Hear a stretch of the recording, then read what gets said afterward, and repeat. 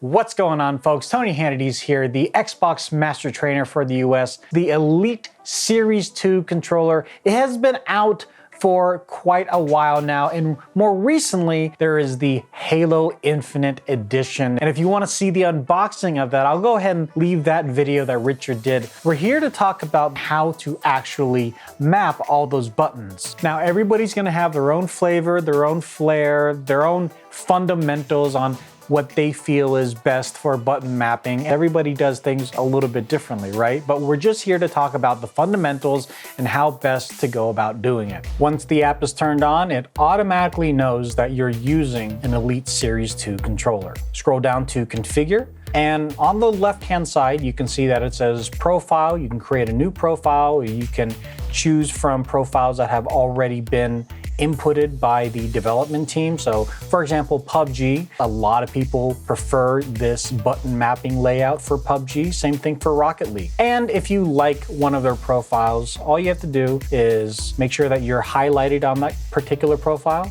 scroll over to the right, and choose a slot. On your Elite controller, you have 3 slots to choose from, so I'm gonna go ahead and choose slot 3. Every time that I play Madden, I'm gonna choose slot 3. And to choose those slots, there's that button in the center of the controller that might look like the share button that's on the newer ones, but this allows you to switch between the 3 profiles. And so you just tap it until all 3 lights are lit up for slot 3. We're gonna go ahead and create a new profile, and we're going to call it EZ for Easy Encore.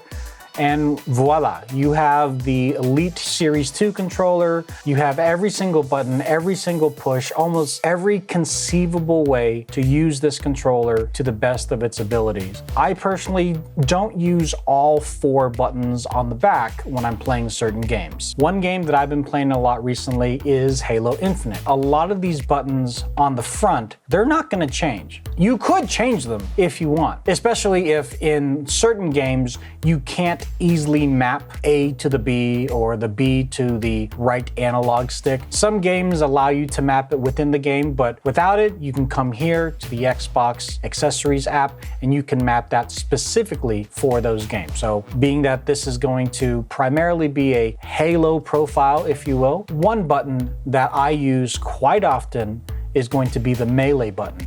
So in the game, the melee button is the right stick press, and that is already set as default. And as you can see here, you can have a little bit more specificity of the sensitivity of your stick. So right now it is set to default, but you can have it be a little bit more aggressive, a little bit more instant. We're gonna go ahead and turn that up to aggressive here. And this on the right-hand side shows you the radial and gives you kind of an idea of what to expect when you're in the game. And if you want a little bit more granular control of that, you can go down to the curve adjustments or the calculation and change that out. Same thing with the triggers. It actually makes a huge difference, especially in FPS games. Generally speaking, when you pull the trigger, you have to pull it at 100%. This allows you to shoot the gun or get your vehicle to its max speed. But with the Elite Series 2 controllers, you have the ability to change the throw of the trigger. And this is done by using those switches on the back. So I'm gonna go ahead and put it to switch number 1. And although the switches don't pertain to which profile you're using, I do recommend that you find out which throw works best for you and just keep it at that for all the other games. So now, as you can see, the left trigger has the standard throw, which takes a lot more energy, whereas the right trigger has a much shorter throw, but the outcome is gonna be the same. So I'm gonna go ahead and switch out the throw on the left trigger too.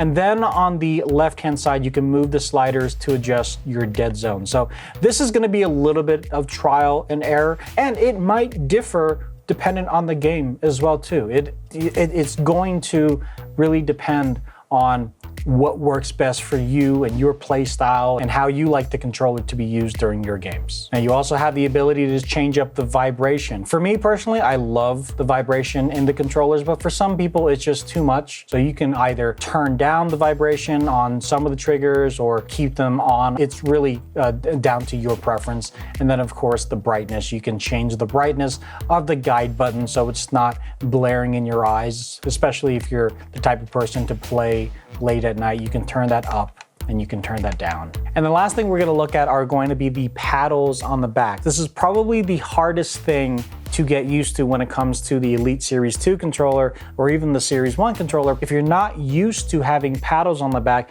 you may not be aware how much you grab and stranglehold your controller, especially in those high intensity games. I can't tell you how many times I'll be in a game and I'm using these paddles and I will grip it unintentionally and it will do something I don't want it to do. So it does take a little bit getting used to. That extra time that you're gonna put into getting used to the paddles, the outcome is going to be so much worth it. In Halo Infinite, melee is right stick press. What we're gonna do is we're gonna keep it the same on the front, but we're gonna go ahead and scroll over.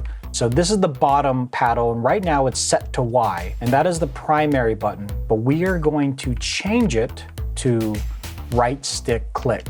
So now the lower right paddle has the exact same action as the right stick click. Now you'll see this here, the shift button. What is a shift button? Well, if you look at your keyboard, the shift button changes what one singular keyboard button can do. So for example, the 1 on your keyboard is either a 1 or shift becomes an exclamation point.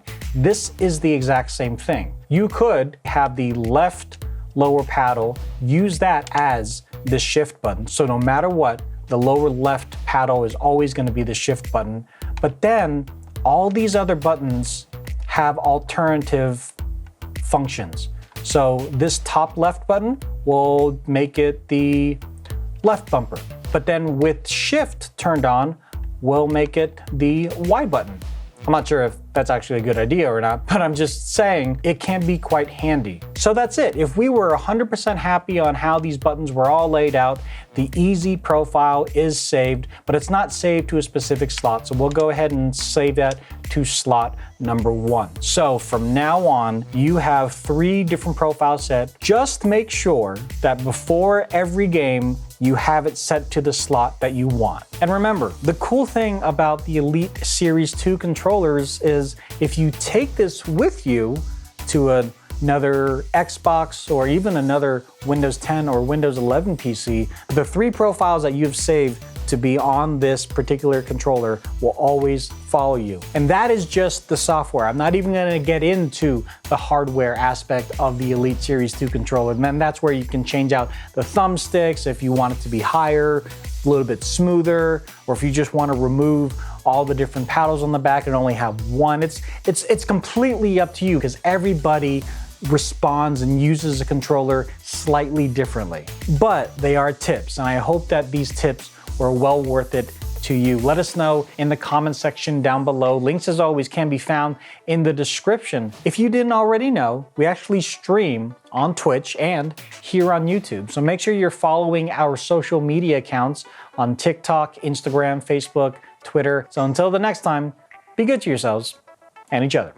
Bye.